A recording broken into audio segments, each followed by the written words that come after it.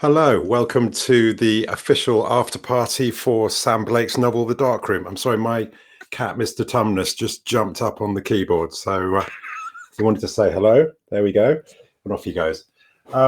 So many of you joined us last night for what was a fantastic event.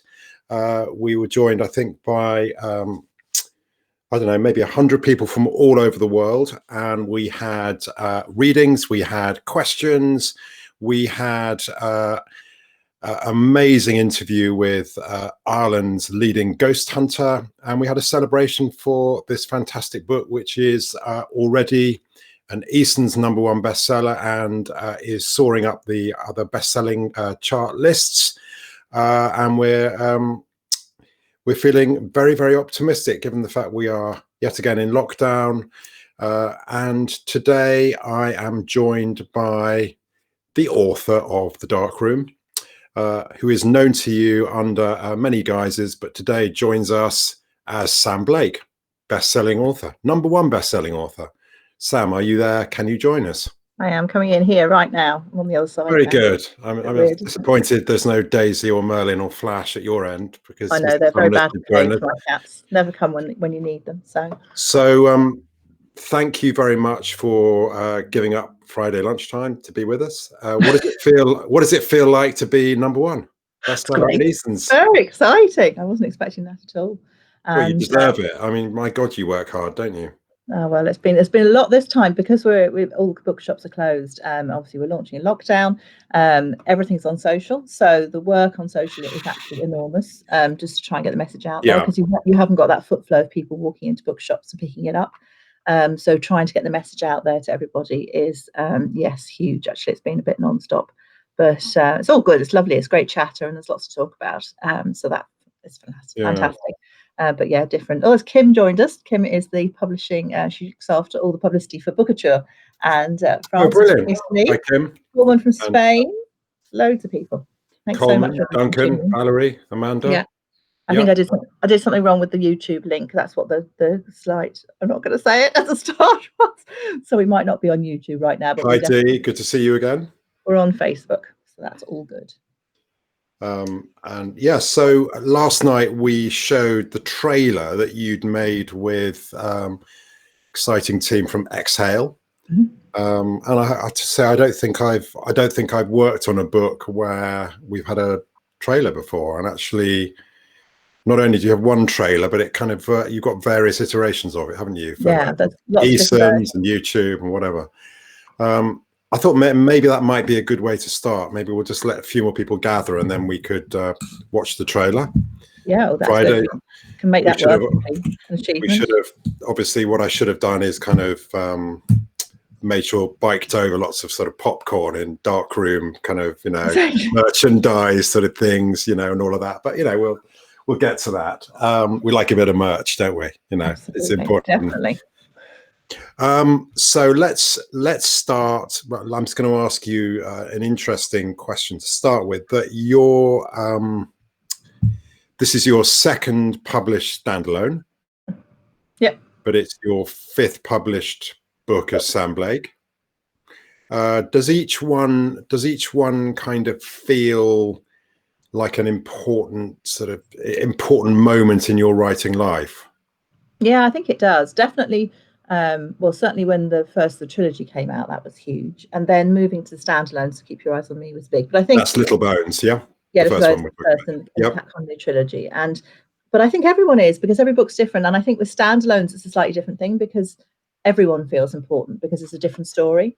With a series, it's a different thing because you've got, you're bringing the same characters back. But with each standalone, you're introducing new characters, new locations, new story, and you're always nervous as an author. I think people see the sort of outside of it, and it's all great, but actually, honestly, it's terrifying. You read it, and Sarah, my amazing editor, reads it, and my incredible copy editor, Steve O'Gorman, who's a genius, reads it as well, and fixes all the bits that don't work. But you still are never very sure what people are going to think of it.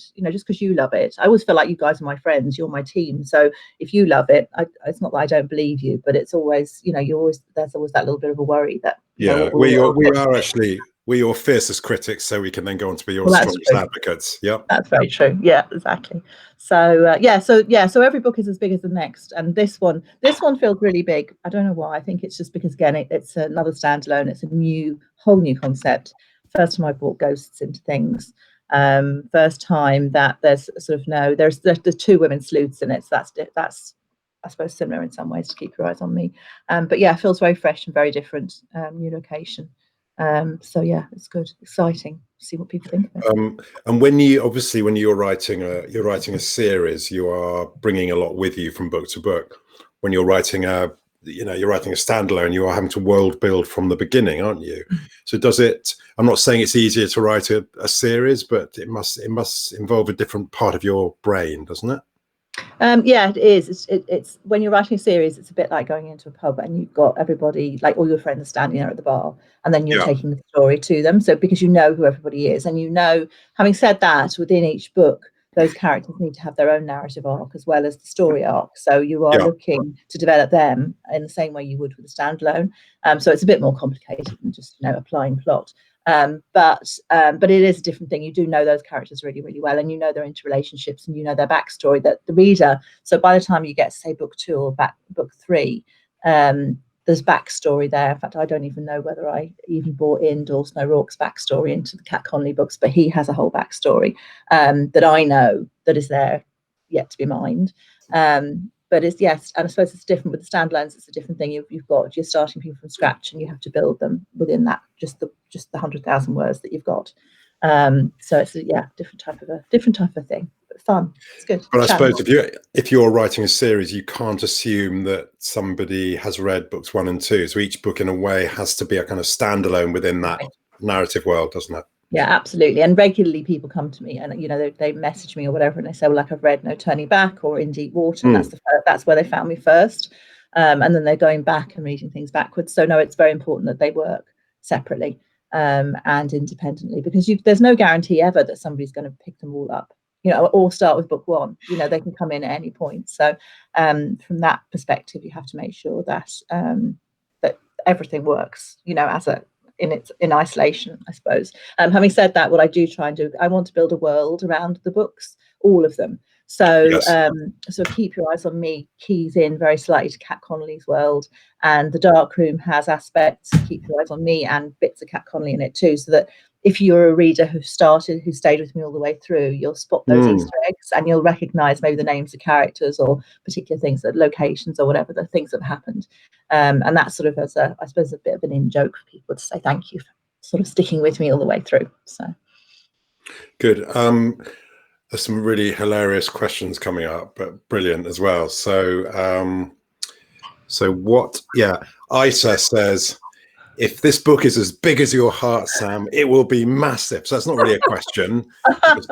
not asking you for a chest x-ray there, but the most recent question, from Isa is, my biggest question is, how in the name of all that's something, I can't read this, holy, do you make time for it all? You're a powerhouse of a woman. Well, that's lovely. I think everybody has very busy lives. And I think a lot of debut novels are written on, I think somebody we said, was it Adele Parks? I think it was. She said that her first novel was written on kind of the back of kind of menus and bus tickets and whatever. But how do you clear mental and creative space to write, given everything else you do? Yeah, I think it is down to organisation, and it is clearing that space. So I can't work in my office. I can't write in my office. That's where you are now, yeah? That's where I am now, yeah. So normally when I'm travelling, I do lots of writing. I write all the time. I don't stop. I don't take time off. I don't watch the television particularly. I write when I'm on holiday. I write when I'm in motion. So I love going down to Cork because that gives me 4 hours on a train. If I'm flying somewhere, I have my laptop out and I'm working. So I don't ever stop. So I suppose I mine all of those little bits of time that normal people would spend. I don't know what they would normally do because I don't do it. But I use all the time I've got. But then I can't write in my office, so I have to write away from here because there's too many other things going on. So I try and that sort of mental space I try and clear by writing somewhere different. So whether that's in normal times, that's in hotels and coffee shops and around the place. But here now, what I've done is set up a new writing space in my spare bedroom, so that I've got a desk in front of the window and I can sit down and just focus. So when I was doing the edits for the darkroom, a bit of those, I think that was pretty much done. Writing the new book, that's happened up there. And I need to get some space, to get back up there and start keeping going on the next project. So when you what's been interesting, I think, about the darkroom is, you've got two sleuths working kind of together and apart and together in kind of the way that magnets can sometimes. But you obviously, I think we're both big fans of like the locked room idea. But with this, in a way, you've kind of, the locked room is kind of a hotel, isn't it? It's an old house that's giving up its secrets through the pages of the book. Is it a real place? Is it somewhere that you walked around? It's based on a real place. It's based on a hotel in Falmouth called Merchant's Manor. Okay. So it's very similar to that in terms of the fact they've got a porch, and they've got, the big thing that they do have is these two, they actually have two dog statues outside the front door of the hotel. Okay. And in the book, they're hares, obviously. Yeah. And but those two big statues are right outside the front, and then you go in, and so the layout is similar. The reception desk's on the right, and then there's a big sweeping staircase, and you go through to the lounge, and the nook where Caroline sits with the books. There's a book coffee table with a glass top. It's made of books. That's from the hotel too. Yeah. The book nook. So there's lots of places like that. There are lots of parts of that hotel that I've used, but then I transported the entire thing and moved it to West Cork and put it in woodland and put it right next to the sea. So Merchant's Manor is actually up in on the edge of Falmouth town, so it's not right next to the sea. Whereas Hare's Landing, literally, you just walk down. Caroline walks down from the hotel to the boathouse, which is the place that she's staying. So she's got sort of a serviced cottage, if you like, in the grounds of the hotel called the Boathouse, and that's where she's staying. Okay, so right on the water. Is there going to be a copy of the darkroom in the book nook at this hotel in Falmouth? There will be. I hope so. Yeah, definitely. I'll be giving them a copy. Yeah, because I came up with a lot of Keep Your Eyes on Me was based there, and I think they've got a copy of that. Be nice to do that, wouldn't it? Yeah, definitely. Yeah. So it's and it's a lovely place. Thinking about Cornwall, thinking about hares. Have you got that amazing bit of ceramic near you? Or has that gone off to no, it hasn't gone yet, because I still can't go to the post office. So Sally Cuthbert won that. Up in Even though you ironically live in an old post office, but anyway. Yeah, I know. New one. I have hers just here in her box next to me, and I can't. Okay, so this one's mine. Okay. That's from last night. I had it at the launch. That's my one that I bought from Mel. And what does the wording say? It says, when she believed in herself, miracles happened.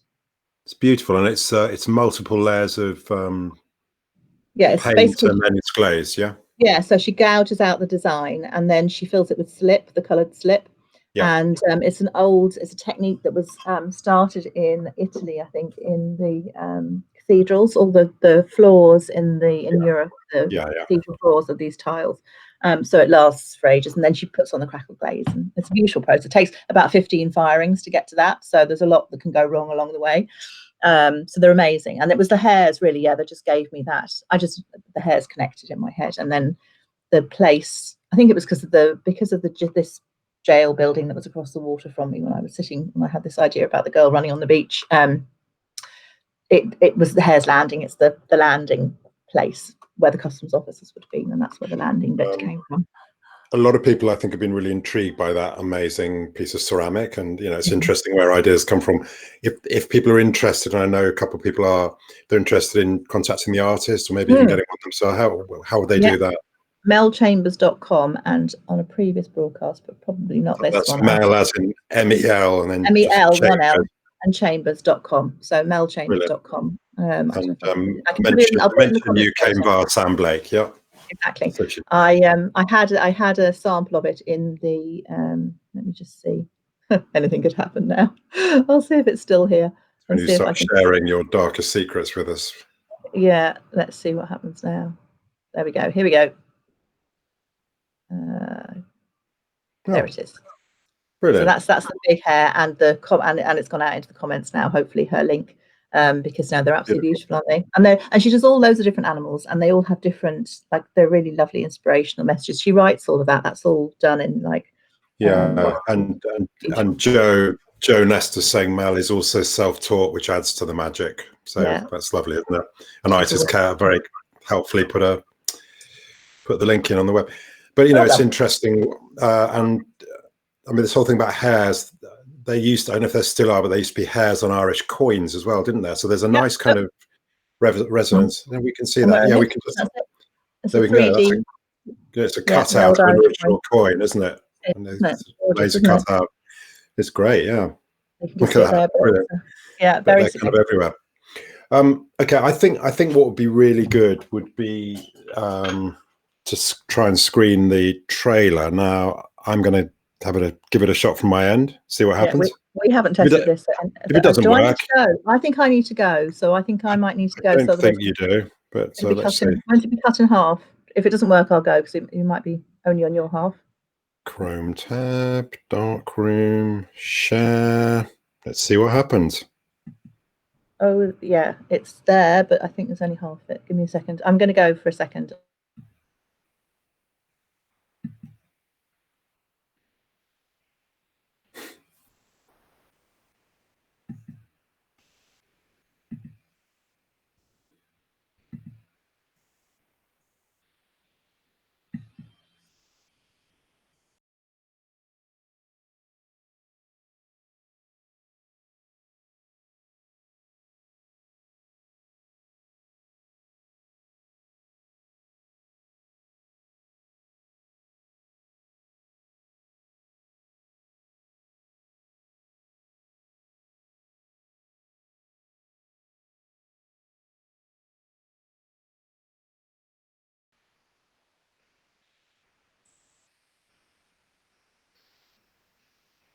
There we go, and I've come back to you now. The sound's not working on the video. Can you hear me? I can. Yeah. I'll have to play that. I might have to fiddle around this because we didn't practice this earlier, guys. Normally we have a little bit of a okay. Well, should we keep talking and give it another shot in a few minutes? Yeah, we can give it a try it now. That worked really well, though, didn't it? As you learn something new every day when you do these things. Well, it works, apart from the fact it didn't work. But it was great. No, it nearly did. It's tricky to get everything working together. I think it's the sound. I don't know about the sound on your computer. Okay. There's a share audio button. Who knew? Okay, let's see what happens. We'll go again. Okay, right. Let's get rid of us and we'll go again. So bringing this in.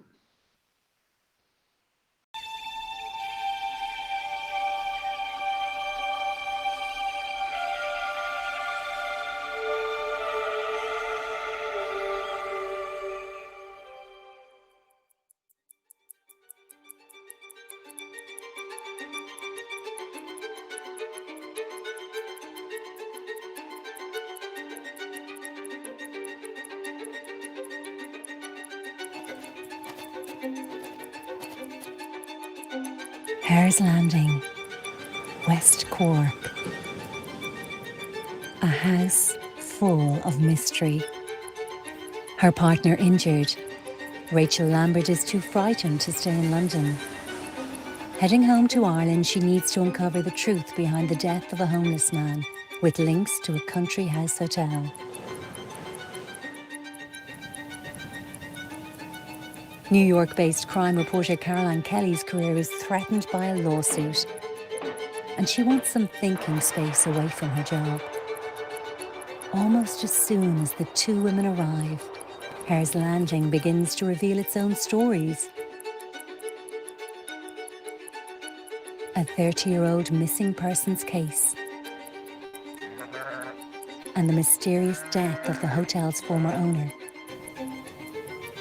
As Rachel and Caroline join forces, it becomes clear that their investigations are intertwined.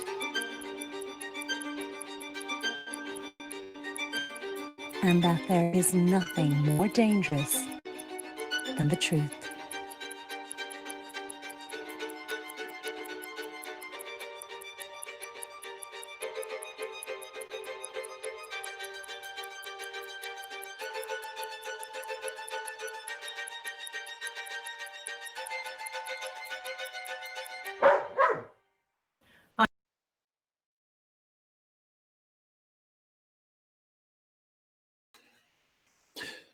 Great. Well, I think, applause, really. I don't know where you've gone, but sorry, I put the hair in by accident. Don't worry. So round of applause to everybody involved. That was great. That was really fun. And before I came on at the end. No. I thought it was far better to have you live than on tape. So I was going to ask you, so with that, you had to make a couple of stylistic choices, didn't you? In terms of, you actually had to have faces of your two main characters. And was that, how does that feel? Because they can never quite look like what you think they're going to look like when you're writing the book, can they? Yeah, we had a couple of different permutations of that. That was Shane, who's the guy at Exhale Media, who put it together, found all of those clips. And I suppose the idea of it is to give a suggestion of the book, because that house isn't quite hair landing, but it's just, it's so atmospheric. Caroline actually in that clip is pretty much the spitting image of Caroline in my head. Rachel's very slightly different, but the redhead is slightly different, but the girl with the dark hair who's sitting in New York is very similar. It's just, I think I love it. I'm thrilled that they've managed to really capture the book in the way that they have. And the violin music is brilliant because that plays all the way through the book as well. It's very significant. So when you write, and obviously no one is allowed in your writing room. I have never seen a picture of it, I don't think. But do you have a kind of mood board with, a picture of Johnny Depp or a picture of, whoever it might be that is in your mind at that point? Yeah? Yeah, I do. Here, I have it right next to me. Is this the Blue Peter moment? Here's one I prepared earlier. That's the one for the dark room. You see the hairs up here. And there's Mel. Wow. I've never seen that. That's great. Mel's hairs are on the other side. And then you see that's a picture of Kylie Minogue there, because she is there's a girl who disappears called Meg in the book, who disappeared in the 80s, I think. I've got my dates wrong. That's Kylie from the Kylie and Jason Neighbours era. Exactly. There's the guy from the X Factor who inspired Hunter, and this girl is a newsreader from Channel 4. And then I've got an actress. They're the hairs landing. They're actually dogs. And there's a dog. And there's dogs. Yeah. There are the hairs. Amazing. So Jasper was actually inspired by a friend of mine down in Cornwall, is the moorings officer for the moorings, Ian, and he is an ex-police officer, and he was dog handler. So we've had long chats about his dog and the things that have gone on with his dog, and his dog's quite psychic too, and the things he's found, and that's what gave me the idea for Jasper. So in fact, that was something that was interesting last night when Andrea, so I've forgotten her surname, sorry. Andrea Hayes. Broadcaster Andrea Hayes, who was a great cheerleader for the book, and interviewed Tina Munro, who's Ireland's kind of leading ghost hunter. But there was some really interesting chat about the kind of psychic ability of animals. And is that something that you did a lot of research about before you wrote the book, or how did that work? I suppose I just have I've always been interested in the supernatural and ghosts and stuff like that, so I probably had a sense of it beforehand. And Jasper definitely reacts. I think I just knew that. It wasn't so much that wasn't something I needed to research particularly, but it's something that I've been very conscious of, is the fact that animals do react to things that we can't necessarily see, which was then Tina Barco actually was saying was exactly what Barco. I'm sorry, I said Monroe for some reason. Barco, yeah. And she was saying that it was it very much happens, and you see lots of situations where animals react to things that we just can't see. So no, Jasper has a very important part to play in the sense that he does react. And I like the last scene. If anybody gets the last scene, is we see Jasper reacting. Spoiler alert! No. Yeah, no spoilers, and that's great. So that's he's very receptive. He's a very important part of the story, actually. So just chopping and changing around a little bit, I just wondered, we talked a little bit about the fact that, you're having to build a world every time.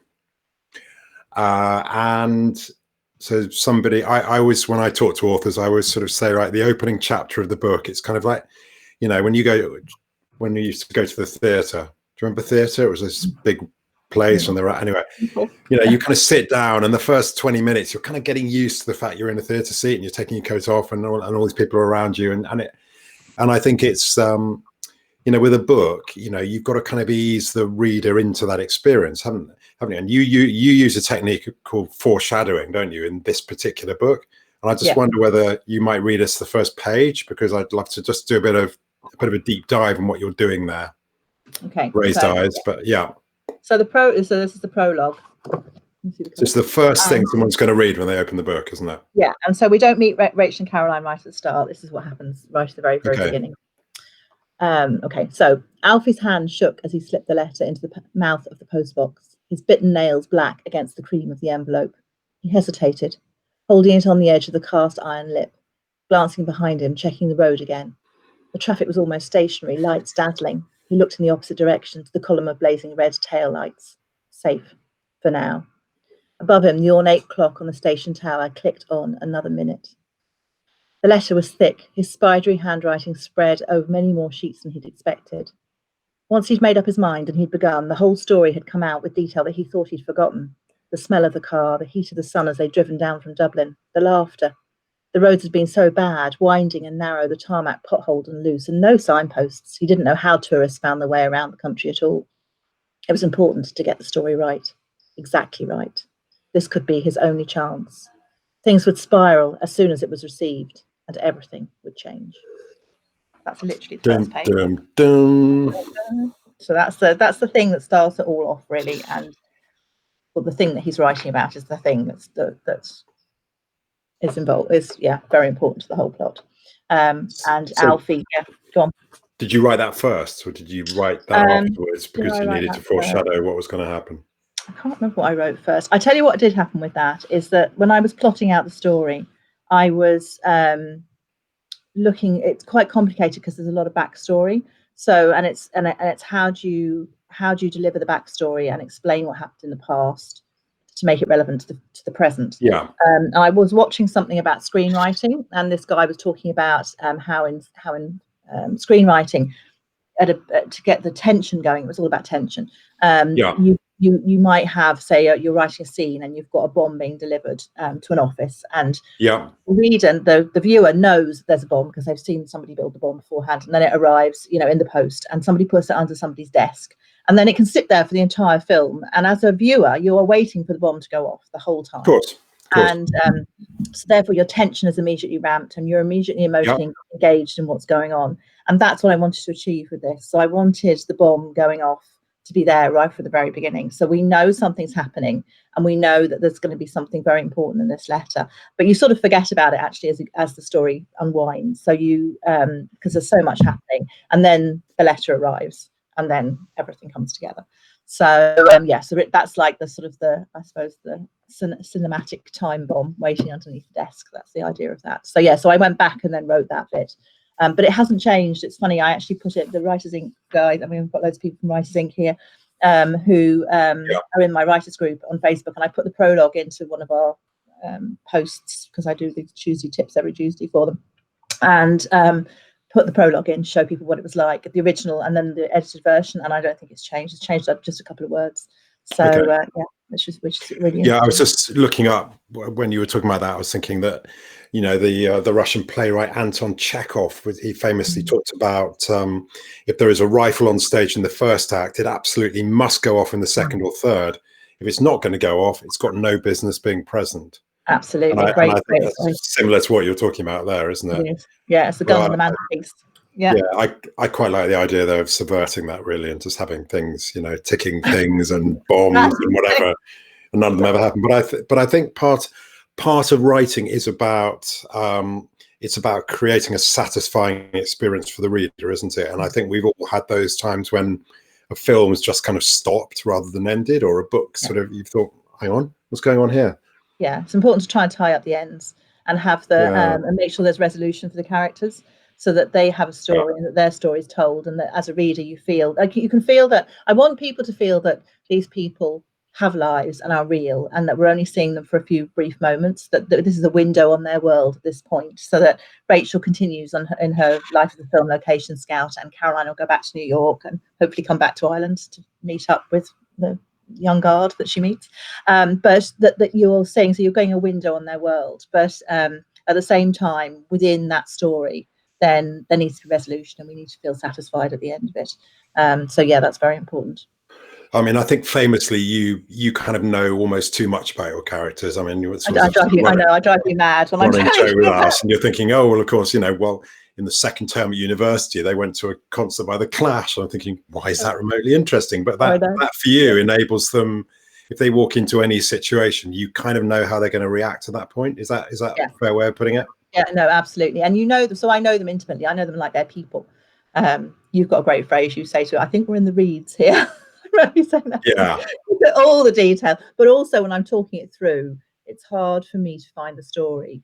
And so I do it to you, and I do it to the kids, and I do it to anybody actually who'll listen, talk them through the story. And so there's all that extraneous detail is in there too, because I'm, I suppose, mentally trying to find my way into the story and find out what the story path is through all this information.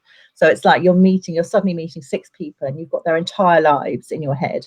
And you know what the story is, and you know there's a story there, but finding the way into the story and how you're going to go through it is the way. You're never very sure which is going to be the key event until you actually, I suppose, sit down and start planning it out and working it. That's interesting, because when we had in a previous Winning the Writing Game interview, we had Sophie Hannah on, and I think she kind of said to us, I thought she was talking about Poirot, and we were talking about she basically said the characters just do what she tells them to do. She's got the plot, and they've got to go in there, do this and do that. Whereas I think you start with characters, and then they kind of walk into the plot, and then the plot kind of they kind of show you the way through it, don't they? Yeah, totally. It's their reaction. To me, it's the characters' reactions in situations that gives you story. That's what Robert McKee talks about. It's the way they behave and the way they react to situations and to each other. And then, so you've got the plot, you know what happened. I knew what the backstory was, so I knew what had happened at Hare's Landing, and why it had happened and how it had happened. Pretty much, I wasn't completely sure with some bits until the very end, but I've got a basic sense of it. And then I bring 2 women in the modern world, and then they have to start discovering what I know. So and then revealing it to the reader as we go along through various points and ways of telling the story. So it's a complicated process. Like, there's a lot, I suppose, there's a lot going on, and I like a nice complicated story. I felt this was quite a simple story, but actually when you go back into it, there's lots of threads of story. Everybody has their own little thing going on. So it's drawing those together and making sense of them and bringing them out at the right time. That's, I suppose, all part of it, making sure it balances. I mean, I was thinking that, I'm a big fan of Conan Doyle, Agatha Christie, a lot of these kind of, and I think someone like Agatha Christie is, I'm not sure. I think her reputation is being restored recently by some really fantastic and more faithful TV adaptations. But I think a lot of the books are kind of seen almost as kind of Mills and Boon of their genre. They're kind of, but actually, there's a great deal of sophistication going on there. And I think something like The Mousetrap, which I know you saw you saw fairly recently, and I was listening again to, and Then There Were None. She's absolutely brilliant at what she does. But I think And Then Were There None, she started with the idea of 10 dead people on an island and the police arriving. There's no way on and off the island. How could that happen? How does that happen? Yeah, and I think with Mousetrap, there are lots and lots of layer upon layer before we actually get to the conclusion. But I think you're becoming known as someone who's got lots of plot twists and turns. And do you see them coming? I mean, do you kind of? Not always. Sometimes yes, but not always. I need to know where I'm going. So I need to know roughly what happens. And I knew what I wanted to happen at the end of this. So I knew there's a big scene at the end. I wanted that to happen. Something big happens. But I didn't, but it's nearly, if you nearly imagine it like sort of the central point is the big thing happening. And then off that, there are sort of the ramifications. So I knew that big thing was going to happen. And I knew, let's say, this isn't a spoiler, but I knew a body was going to be found, but I didn't know where or how. And I knew who was going to find it, but I didn't know the exact mechanics of that. And it was only when I was writing that scene that I began to realize exactly where it was. And then I was surprised by something else happening as well. It's very hard to talk about, isn't it, without spoilers? So it's, so at the end bit, I didn't know exactly what was going to happen. So as it plays out, and as the characters find out what was going on, literally I was there with them, following Jasper. I'll give give you a clue. So I didn't really know what was going to happen until then. And I suppose that's the joy of the creativity end of it, and the characters taking over, because then you do feel like it's a real story and it's about them and you're telling their story. What I admire about, one of the things I admire about you as a writer is you're bloody stubborn. Let's be honest. Because the thing about the bloody septic tank, not to give anything away, but there was a septic tank in the book. I was just like, really? And you're like, oh, I've spoken to someone who's given me this information. I was like, the pathologist, okay. Richard. But we shouldn't probably go into that too much, because I think there'll be another spoiler there. Be careful. But with something like that, do you feel frustrated? I mean, you've got this narrative arc, and I imagine you're getting your momentum going, and then you suddenly get to a bit and you think, shit, I need to know a lot about astrophysics. I now need to go and spend a week reading, whatever, and watching YouTube. Would you do that in advance? Do you kind of go to university and then write the paper, or do you have to kind of keep stopping and starting? It depends. I need to get the baseline, because I'm working on a new project at the moment, without saying what it is, because that'll be another spoiler. And literally, went to do a course in the thing that it's involved with in university. And so I've done an online, so that's what I spent over Christmas doing. I was doing an online course in forensics, but we won't go into anything else there. And so yes, I needed to do that in order to get this character right. But what I would do when I'm writing, and still I'm getting to bits where I don't know the names to things, or I need to go and check something, and then I usually just put a row of X's in for the first draft. I want to try and write the first draft to the end, so that I get the momentum moving in the story, and I find the story as I go. So I'd leave a little row of X's, and then I go back and find that detail later. And usually, because I suppose I've got a fairly good general knowledge of most things, and I can dip into Google very quickly just to make sure I'm not going completely wrong. It'll be in the right direction. If you make a mistake at that point, then it can wreck the entire story. So if I said something, and then let's say it's a piece of evidence, that I'm trying to think of something that's maybe in one of the other books, but let's say it's a piece of gunshot evidence, and I've got it wrong, then that could actually change you could end up having to trash 70,000 words because you've based an entire premise on something that's incorrect. So that type of detail I have to make sure I've got right at the start. But you can usually do a quick search and check that you're in the right direction. But then yes, I do that much, but then I would wait until the second draft to go back and then fill in a lot of those details, because what can happen is you end up, I love research. I suppose I'm a historian at heart, so digging into details and reading articles and stuff, it's fascinating, but you can completely go down a rabbit hole, and you only end up using about 15% of what you find anyway. So I suppose through experience, I know that now, and I know how much I need to know in order to move forwards. But I would go back and make sure it's right. That's the I mean, we talked about the iceberg, haven't we? It's 10% above the water, but we all know there's huge power under the water, and I think that must be a challenge as a writer, isn't it? You do all your research, and on one level you want to kind of go, look, I've done all my research and where are all your medals? But actually, it's about people, and it's about pace, and it's about consequence, isn't it? It's not just about describing in 5 pages of detail the brocade on someone's coat. Yeah, exactly. That's exactly it. And nobody's really that interested in that detail except you as the writer. So making sure there's enough for what I suppose your challenge as the writer is to paint the picture. There's a great quote which I love, which is a guy called Reese Alexander in America, who says that as a writer you're the artist. Use all the colours, and that's what you're trying to do. You're using words are your paint. Use all the colours, and you're trying to do that and paint that picture so that you can see as the reader what I can see in my head. But at the same time, without giving too much, because if you give too much information, then your imagination doesn't come to play. So everybody who reads The Darkroom is seeing a slightly different picture, because they're bringing their own experience to, say, Hare's Landing. They're thinking of without realizing it subconsciously, they're tying into some country house hotel that they've been into, or they've sat down at a table and the fire's been lit and it's been X fireplace as opposed to the one that's in my head. So I need to give enough detail that that there's a fireplace there, a little bit about what it looks like, but without saturating it, so that I can allow your imagination to step in and carry the story, because then it lives in your head. And especially with the spooky bits and stuff, you need those bits to be that they all affect people in different ways, and you need your imagination to come into play there, because that's much scarier. Your imagination is much more powerful than anything I can put on the page. So that's key, I suppose. Do you scare yourself when you're writing?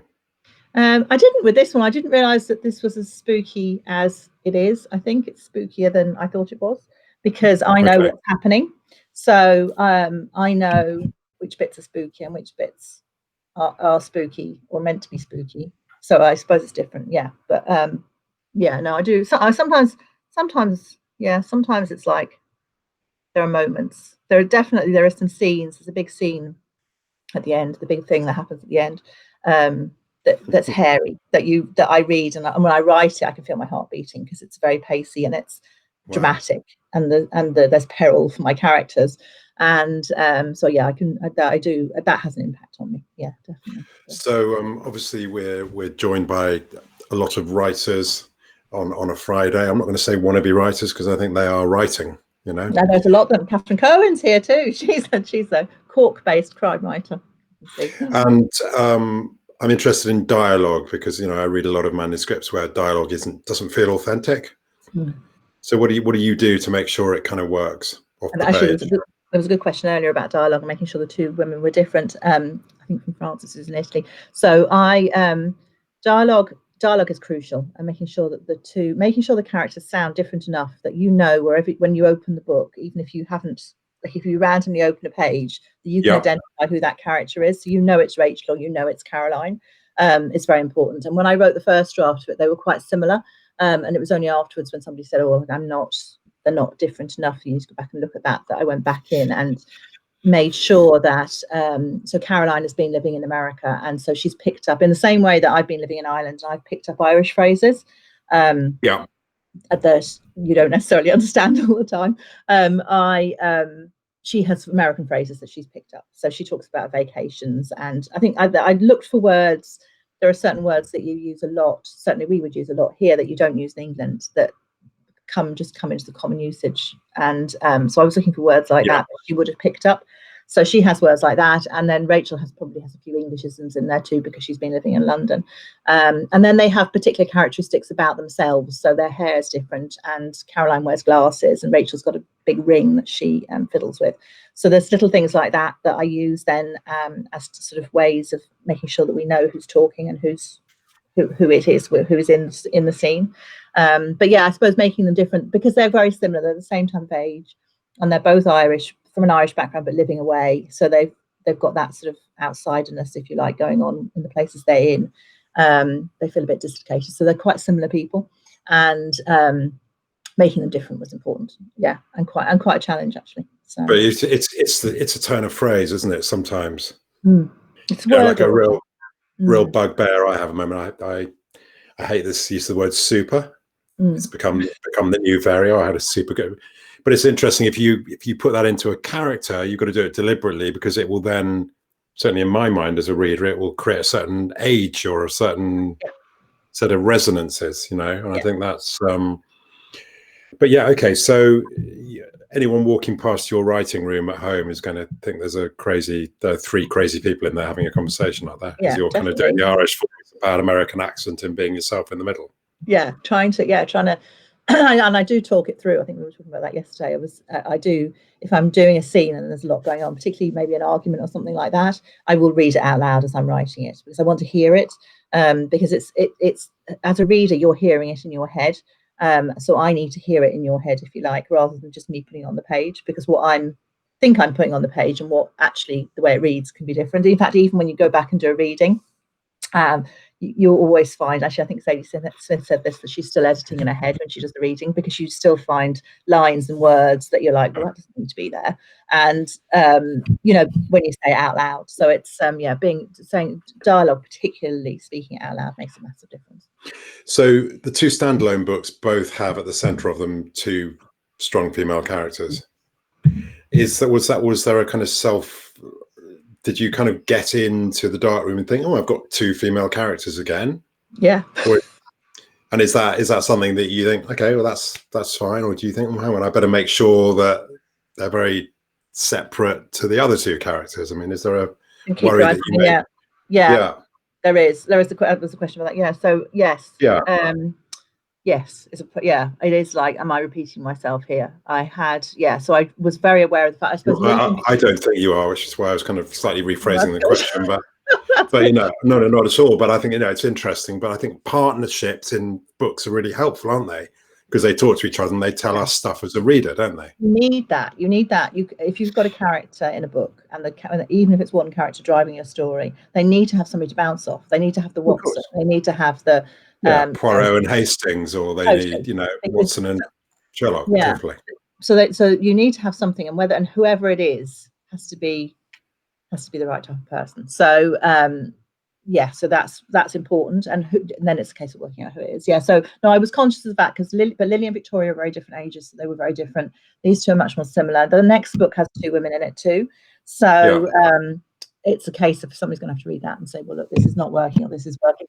And then the one after that might have 2 women too. I like writing women characters. I like writing strong women. They're all different. They all come from different backgrounds, but I think they're a good foil. So yeah. And do different sets of rules apply if you're writing male characters, or is it? Yeah, I think so. You just, it's a different dynamic. So you have to be aware of that. So Cathy and Kat Connolly and Dawson O'Rourke had a very good relationship in the Kat Connolly books, but there's like a romantic tension underneath their relationship the whole time.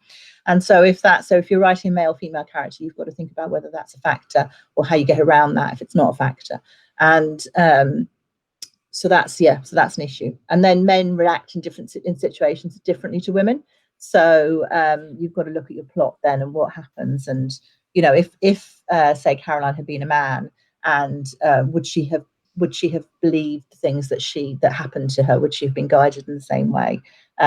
Would she just have poo-pooed the ghosts, or would she have been, influenced by them? What would her approach have been? It's different. So so I suppose that comes back, you're rolling back to character and how characters react and how they drive plot then, because different people react in different ways. So when you finished the book and you've sent it off and you've done all the editorial work, are the characters sort of in a box then, or do they keep we talked about ghosts a lot, but do they keep kind of wandering around behind you while you're writing your next book? Have you got a room full of Rachel and people? Yeah, I think they do. There as well. I think they do. I just realised I was talking to somebody who works in TV and film yesterday, and as I was talking about the dark room, I realised that actually Rachel and Jasper are a great couple and could potentially go on to do other stuff, and bring Caroline in there too. So who knows what might happen next with them? But you end up, you want to, as I say, when I was saying about it being a window on their world and you resolving that story within their lives, you do that, but you know them so well that that they could have other things could happen. I really like these guys. I really like the setup, and I love that Rachel lives on a houseboat and that Caroline's in New York, and Caroline's got a whole world in New York going on, and stuff happening to her, because she has a whole storyline as well. And I love that, and I really like them as people. So I'd love to write. I'd wait and see. I don't know. Maybe there's more of them. Maybe they'll come into another book. I don't know. Wait and see. And do you think you'll go back to Kat Connolly at any point? I'd love to at some point, because I know what happens to her next. Writing a police procedural is a challenge, because you've got all that detail that you have to get right. Because when you talk about research, the police, just literally the way police conduct themselves, is you've got to get right. So there's a lot of work would have to be done, especially where she goes. She goes in, for anybody who's read this, I don't think it's a spoiler, in the 3rd book, she's moving into what's called the ERU, which is the Emergency Response Unit, which is all helicopters and AK-47s and balaclavas, and they're the guys that get parachuted in when it really goes off, and that's the unit she's moved into. So there's a lot of potential for that, but it would be a different type of tone of story. It's not somebody working out of a guard station and going home in the evening. It's it would be a very different type of book. So so I think that's where I'd like to take her, assuming she stays there. Who knows, she might end up somewhere completely different. So we'll wait and see. Okay, so you can't talk in detail about what you're doing next, but how many books ahead do you plan? So I have just finished book 6, which you have, and I'm working on I definitely have an outline for book 7, which I'm quite keen to start, which is the second Corvus book. And then I've got, and hopefully I'll be doing obviously more for them. We should explain Corvus is your UK publisher. Yeah. So I have the Dark Room. Dark Room is the second in a contract, a 2-book contract with Corvus. And then I've got another 2-book contract, which is book 6, which is, I think it's going to be called Remember My Name, is the one you have at the moment. And then I have another one planned for that. But I'm working on ideas all the time. So I'm working on lots of bits and pieces of different ideas. And so there's loads of ideas out there and different characters and stuff, and maybe series stuff or not series stuff, and some standalone stuff. And so I think you get creative when you're writing, is when you're most creative. So when you're in the middle of a story is when you tend to be your most creative, and the most important thing is to try and harness those ideas and write them down. And I tend to write. So when we were pitching the new ideas to Corvus, I think they sent them about 6 different ideas, didn't we? And they were just rough outlines, so there were a page for each one. And those are really valuable, because all of those will be used in some shape or form. There's some great and some good ideas in there. I'm really quite excited about. They might not stay. They might be elements of them taken out and used in a completely different story, but there's some good stuff. So yeah. I mean, I think a lot of the writers we've spoken to said there are no wasted words. I think I can't remember who said that. Somebody recently. Yeah, and you come up and you can spend ages working on a story idea, and then it comes nothing, or they're like, oh no, well actually we don't want that because it's set in Australia, and actually we want you to write a book in Ireland or whatever it is. Yeah. In fact, there would be elements of that you can then take out. There are always elements that you can use. So in Remember My Name, there's a scene that actually I thought was going to be the hinge scene of a complete story, and was going to be the opening of it. And I wrote it a couple of times as a prologue, but it wasn't quite working. And it was only when I started writing the book and realized really what it was about that I realized actually that scene's quite a small one, and it's right in the middle. And it's significant. It's very significant, but it's right in the middle of the book, isn't the starting scene at all. So yeah, no, nothing's wasted. It all finds its way into the story somehow.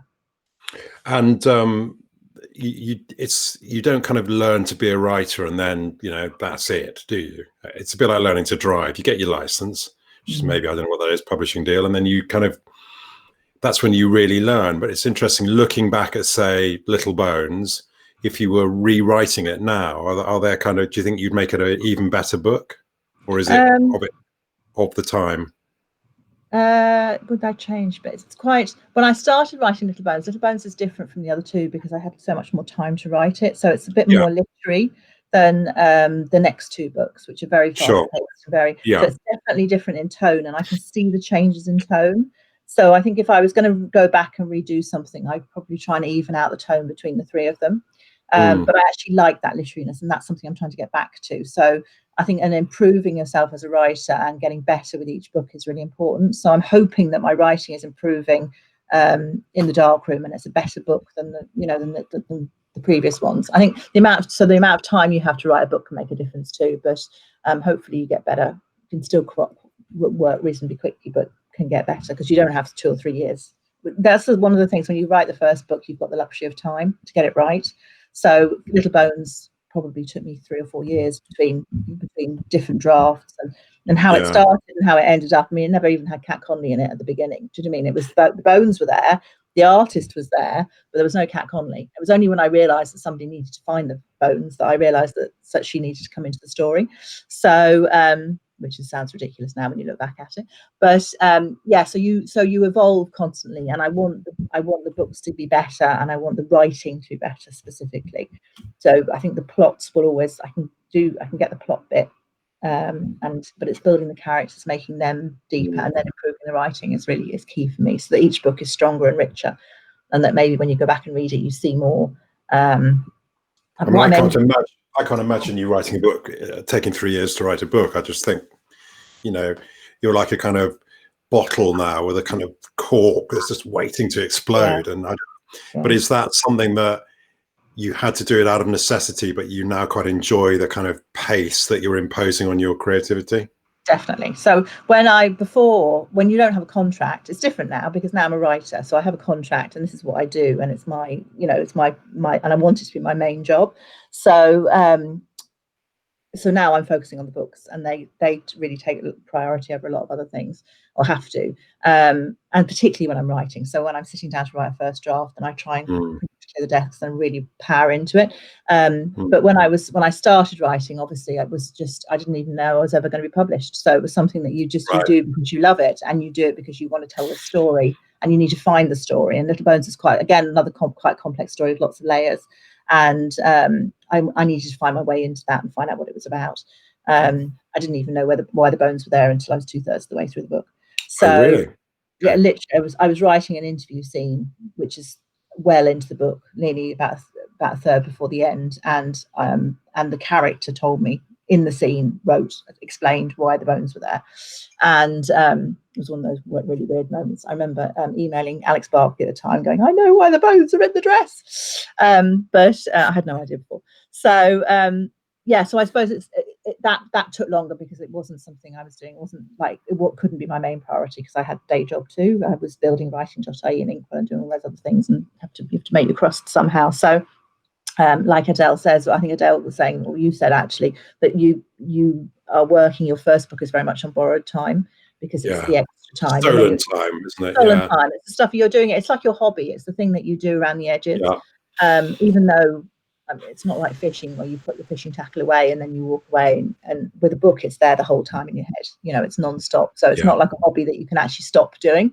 It's 24/7. But now it's very much my focus, and so it's a different type of thing. And it's now a case of getting in and finding the story. And what do you like to live with when you're trying to work out a plot point? Well, I've talked about it a lot, going through all the detail and bore everybody to tears. But I need to write because otherwise I get grumpy. And I want to have time to be able to get into the story and spend that time with the book. Because there's no other way of finding the story except by writing, I think. So that's important to be able to do that. Okay, well, that's been fantastic. We are now at 57 minutes out of our allocated 60. So if there are any, we've got any final questions anyone wants to pop in, that would be great. So if people want to buy the book. Yeah, let me just do that bit. I'll do that bit, Di. There's one. Hopefully that's gone out of the link, guys, if you're seeing one there. Yeah, but I think something your brilliant editor, Sarah, raised last night, which I thought was really good, was this notion of, we all know there's a big retailer named after a river that we can get books from, but it's good to support your local bookshop because right now I'm in London. My local bookshop is only open for click and collect. They need support. Yeah, definitely. So if you're in the UK, there's bookshop.org. Yeah, one of these has a link. If the links have gone out, I'm not too sure if they have, to my website. So if you go to the Sam Blake website, there's a list of about 6 or 8 different suppliers on there. And my bookshop, one of them is my bookshop.org page. So that'll take you to them and to the darkroom. And if you order it from there, it'll go to your local. Bookshop.org is an amazing platform because if you order on them, they will find your local bookshop and the bookshops that are registered with them. And they'll supply the order from there. So or just ring your local bookshop. Good. Yeah, brilliant. Been lots of lovely comments about how these Friday lunchtime sessions are so inspiring, which is great. I think we're not quite ready yet to sort of talk in detail about the plans for this year, but we are going to continue to be a presence in your lives, maybe in a slightly different way, but we're going to be there. And because I must admit, I get a huge amount out of it as well. I wake up on a Friday and think, love doing them. I'm going to learn something today, and that's great. Yeah, and that's the thing, you do learn every single time you hear a writer speak. You learn something new. That's why it's so important. I do too. So it's really, really important. So we are definitely something, aren't we? We have to work out what and who and where. We are, definitely. So we should end with yet again applause. From the Garage Press. From the Garage Press. Yeah, absolutely. And thank you. Congratulations. And this is book number 5. 6. 5. No, 5. You've got 6. Bliss. Yeah, I've got the section I need to read now. Yeah. So congratulations. Somebody asked about the trailer. Someone wants to look at it again. Where can they find the trailer? Is that on your website? Somebody was asking if it's on the Easton's website. It's definitely on all the Easton social media. It's on my my social media too. I'll put it actually up on the Facebook page. So Sam Blake Books as well. But yeah, put it on the Facebook page. That'd be good. Yeah, if you go to Sam Blake Books Facebook page, you should be able to find it. Maybe not in the next 10 minutes, but give me a few minutes to get it up there. And yeah, definitely can watch it there. And I think we had some fun last night with some opinion polls about, have you ever felt you've been haunted, and I think we're going to have some. We've got a lot of data and fun stats, which I think we'll out this afternoon. So keep watching the social media. It'll be there. Okay, we're out. It's 1 o'clock. Thank you very much. Congratulations. Thank you for joining us all. Okay. Thank you.